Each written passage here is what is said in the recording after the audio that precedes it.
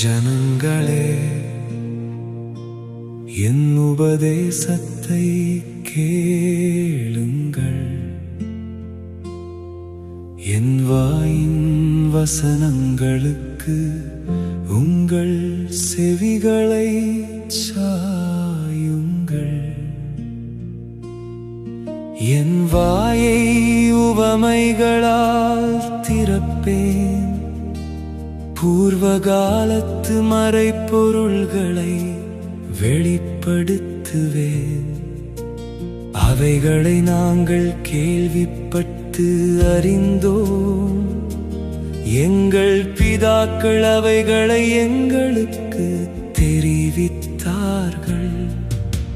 பின்வரும் சந்ததியான பிள்ளைகளுக்கு நாங்கள் அவைகளை மறைக்காமல் கர்த்தரின் துதிகளையும் அவருடைய பலத்தையும் அவர் செய்த அவருடைய அதிசயங்களையும் விவரிப்போம். அவர் யாக்கோபிலே சாட்சியை ஏற்படுத்தி இஸ்ரவேலிலே வேதத்தை ஸ்தாபித்து அவைகளை தங்கள் பிள்ளைகளுக்கு அறிவிக்கும்படி நம்முடைய பிதாக்களுக்கு கட்டளையிட்டார். இனி பிறக்கும் பிள்ளைகளாகிய பின் சந்ததியார் அதை அறிந்து கொண்டு அவர்கள் எழும்பித் தங்கள் பிள்ளைகளுக்கு அவைகளை சொல்லும்படிக்கும் தேவன் மேல் அவர்கள் தங்கள் நம்பிக்கையை வைத்து தேவனுடைய செயல்களை மறவாமல் அவர் கற்பனைகளை கை கொள்ளும்படிக்கும் இருதயத்தை செவ்வைப்படுத்தாமலும் தேவனை உறுதியாய் பற்றிக் கொள்ளாமலும் இருந்த முரட்டாட்டமும் கலகமும் உள்ள சந்ததியாகிய தங்கள் பிதாக்களுக்கு அவர்கள் ஒப்பாகாதபடிக்கும் இவைகளை கட்டளையிட்டார். ஆயுதமணிந்த வில் வீரரான எப்பிராயீம் புத்திரர் யுத்த நாளிலே முதுகு காட்டினார்கள். அவர்கள் தேவனுடைய உடன்படிக்கையை கை கொள்ளாமலும் அவருடைய கட்டளைகளின்படி நடக்க சம்மதியாமலும் அவருடைய செயல்களையும் அவர் தங்களுக்கு காண்பித்த அதிசயங்களையும் மறந்தார்கள்.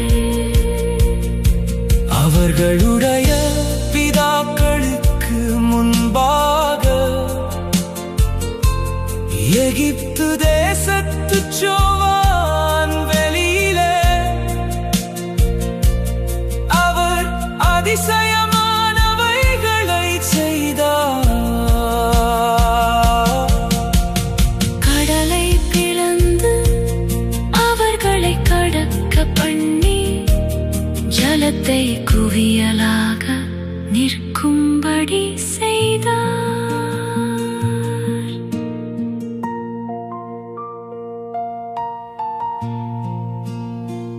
பகலிலே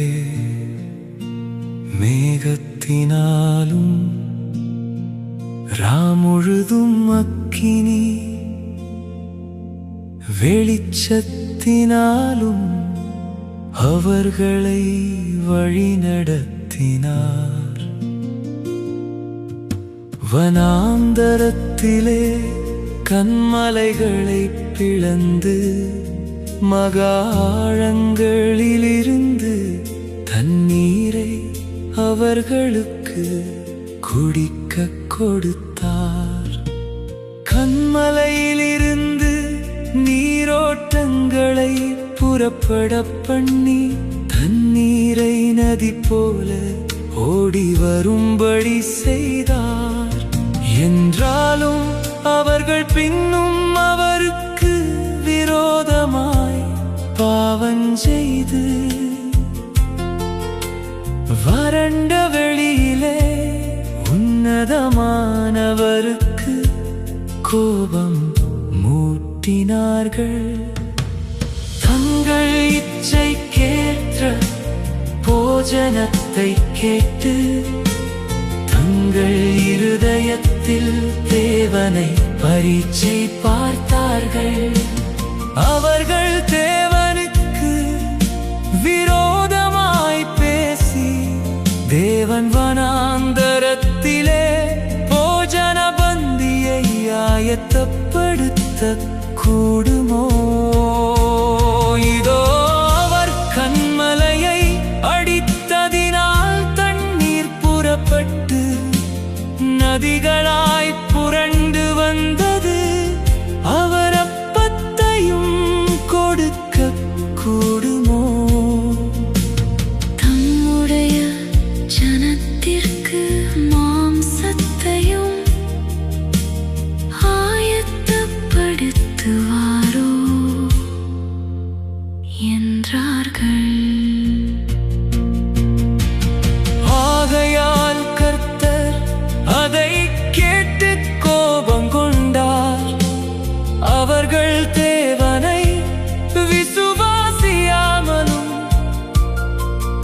அவருடைய இரட்சிப்பை நம்பாமலும் போனதினால்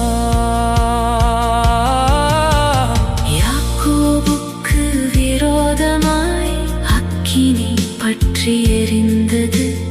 இஸ்ரவேலுக்கு விரோதமாய் கோபம் உண்டது. அவர் உயரத்திலுள்ள மேகங்களுக்கு கட்டளையிட்டு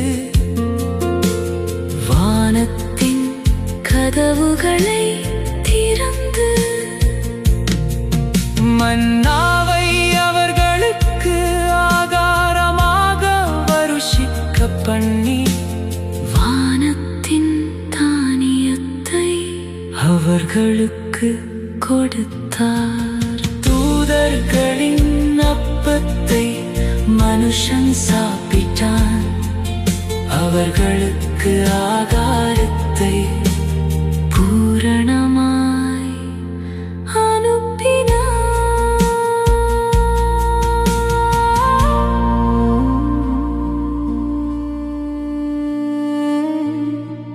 ஆகாசத்திலே கீழ்காற்றை வரப்பண்ணி தம்முடைய வல்லமையினால் தென்றலையும் வீசச் செய்து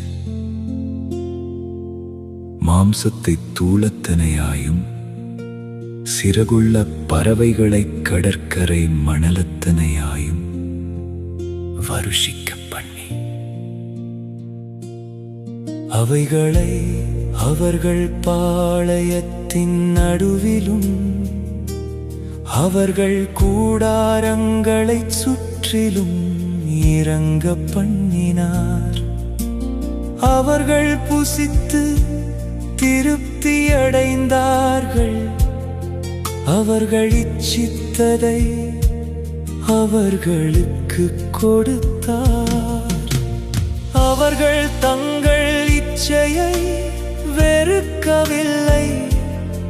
அவர்களுடைய போஜனம் அவர்கள் வாயில் இருக்கும் போதே தேவகோபம் அவர்கள் மேல் எழும்பி அவர்களில் கொழுத்தவர்களை சங்கரித்து இஸ்ரவேலில் விசேஷித்தவர்களை மடிய பண்ணிற்று. இவையெல்லாம் நடந்தும் அவர் செய்த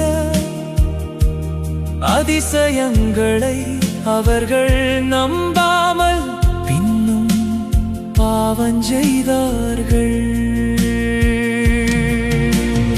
ஆதலால் அவர்கள் நாட்களை விருதாவிலும் அவர்கள் வருஷங்களை பயங்கரத்திலும் கழிய பண்ணினார். அவர்களை அவர் கொல்லும் போது அவரை குறித்து விசாரித்து அவர்கள் திரும்பி வந்து தேவனை அதிகாலமே தேடி தேவன் தங்கள் கன்மலை என்றும் உன்னதமான தேவன் தங்கள் மீட்பர் என்றும் நினைவு கூர்ந்தார்கள். ஆனாலும் அவர்கள் தங்கள் வாயினால் அவருக்கு இச்சகம் பேசி தங்கள் நாவினால் அவரிடத்தில் பொய் சொன்னார்கள். அவர்கள் இருதயம் அவரிடத்தில் நிலைவரப்படவில்லை. அவருடைய உடன்படிக்கையில் அவர்கள் உண்மையாயிருக்கவில்லை. அவரோ அவர்களை அழிக்காமல் இரக்கமுள்ளவராய் அவர்கள் அக்கிரமத்தை மன்னித்தார். அவர் தமது உக்கிரம் முழுவதையும் எழுப்பாமல் அநேகந்தரம் தமது கோபத்தை விலக்கிவிட்டார்.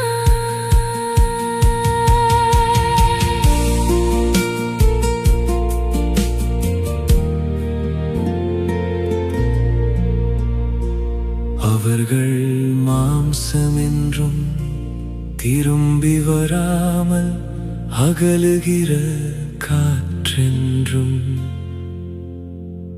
நினைவு கூர்ந்தார். எத்தனை தரமோ வனாந்தரத்திலே அவருக்கு கோபம் மூட்டி அவாந்தர வெளியிலே அவரை விசனப்படுத்தினார்கள். அவர்கள் திரும்பி தேவனை பரீட்சை பார்த்து இஸ்ரவேலின் பரிசுத்தரை மட்டுப்படுத்தினார்கள். அவருடைய கரத்தையும் அவர் தங்களை சத்துருவுக்கு விலக்கி மீட்ட நாளையும் நினையாமற் போனார்கள். அவர் எகிப்திலே தம்முடைய அடையாளங்களையும் சோவான் வெளியிலே தம்முடைய அற்புதங்களையும் செய்தார். அவர்களுடைய நதிகளை இரத்தமாக மாற்றி அவர்களுடைய ஆறுகளில் உள்ள ஜலத்தை குடிக்க கூடாதபடி செய்தார். அவர்களை அழிக்கும்படி வண்டு ஜாதிகளையும் அவர்களை கெடுக்கும்படி தவளைகளையும் அவர்களுக்குள்ளே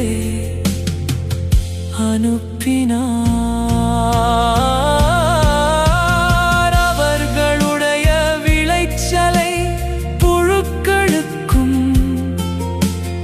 அவர்களுடைய பிரயாசத்தின் பலனை வெட்டுக் கிளிகளுக்கும் கொடுத்தார். கல்மழையினால் அவர்களுடைய திராட்சைச் செடிகளையும் ஆலாங்கட்டியினால் அவர்களுடைய அத்திமரங்களையும் அழித்து ஜீவன்களை கல்மழைக்கும் அவர்களுடைய ஆடு மாடுகளை இடிகளுக்கும் ஒப்புக் கொடுத்தார். தமது உக்கிரமான கோபத்தையும் மூர்க்கத்தையும் சினத்தையும் உபத்திரவத்தையும் தீங்கு செய்யும் தூதர்களையும் அவர்களுக்குள்ளே அனுப்பினார். அவர் தம்முடைய கோபத்துக்கு வழி திறந்து அவர்கள் ஆத்துமாவை மரணத்துக்கு விலக்கி காவாமல் அவர்கள் ஜீவனை கொள்ளை நோய்க்கு ஒப்புக் கொடுத்தார்.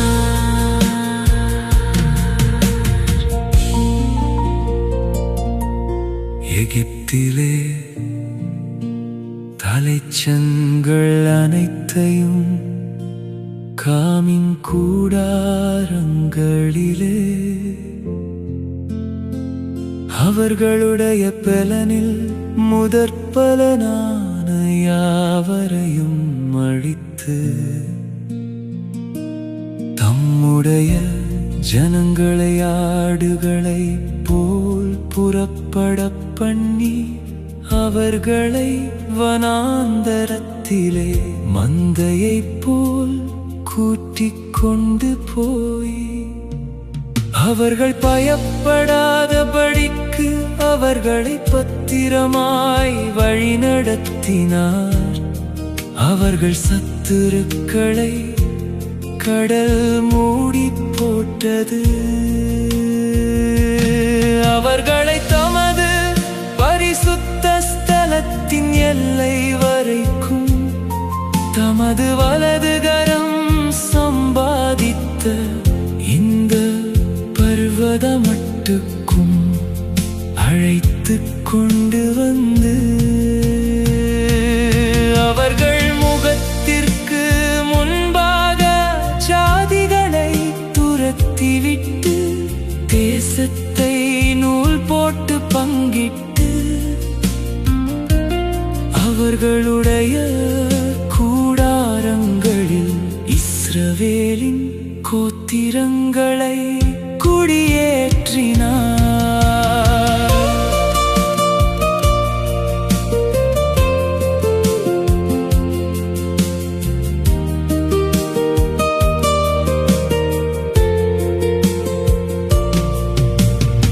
ஆனாலும் அவர்கள் உன்னதமான தேவனை பரீட்சை பார்த்து அவருக்கு கோபம் மூட்டி அவருடைய சாட்சிகளை கைக்கொள்ளாமற் போய் தங்கள் பிதாக்களைப் போல வழி விலகி துரோகம் பண்ணி மோசம் போக்கும் வில்லை போல் துவண்டு தங்கள் மேடைகளினால் அவருக்கு கோபம் மூட்டி தங்கள் விக்கிரகங்களினால் எரிச்சல்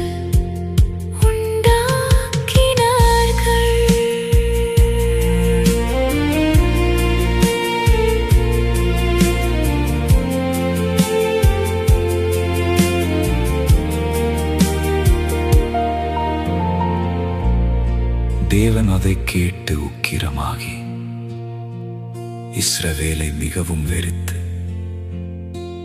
தாம் மனுஷருக்குள்ளே போட்ட கூடாரமாகிய சீலோவில் உள்ள வாசஸ்தலத்தை விட்டு விலகி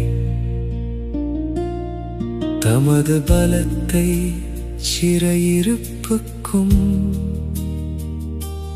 தமது மகிமையை சத்துருவின் கைக்கும் ஒப்புக் கொடுத்து தமது ஜனத்தை பட்டயத்துக்கு இரையாக்கி தமது சுதந்திரத்தின் மேல் கோபங்கொண்டார். அவர்கள் வாலிபரை அக்கினி பட்சித்தது. அவர்கள் கன்னியாஸ்திரிகள் வாழ்க்கைப்படாதிருந்தார்கள். அவர்களுடைய ஆசாரியர்கள் பட்டயத்தால் வீழ்ந்தார்கள். அவர்களுடைய விதவைகள் அழவில்லை.